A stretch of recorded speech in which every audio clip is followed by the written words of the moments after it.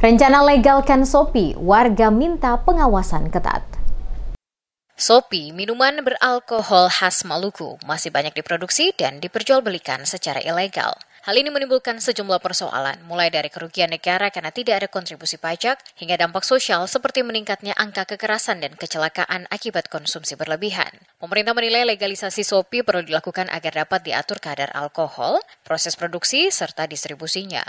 Selain untuk mencegah peredaran ilegal, langkah ini juga diharapkan dapat memberi manfaat ekonomi bagi pelaku usaha lokal. Wacana ini pun menuai tanggapan dari warga. Salah satu warga kota Ambon, John Putirai, menyatakan dukungannya atas rencana tersebut.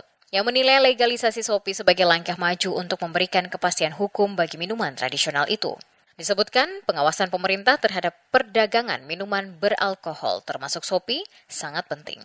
Tanpa pengendalian, Shopee bisa menimbulkan berbagai masalah baik sosial maupun hukum.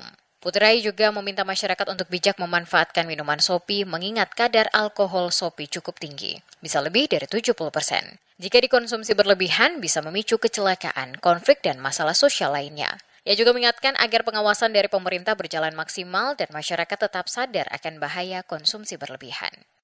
Yang penting dari masyarakat tadi untuk kalau minum tuh mabuk, kalau sudah rasa ya pas aja stop. Jangan paksa tuh minum lagi ya, pula kecelakaan kan, kita bisa tahu tuh. Diketahui, pemerintah kota Ambon tengah mengkaji legalisasi minuman tradisional Shopee sebagai upaya pengendalian produksi dan peredarannya yang selama ini berlangsung tanpa regulasi yang jelas. Legalisasi Shopee bertujuan untuk menertibkan produksi dan peredaran, sekaligus mendukung pelaku usaha lokal dengan tetap memperhatikan aspek kesehatan dan keselamatan masyarakat.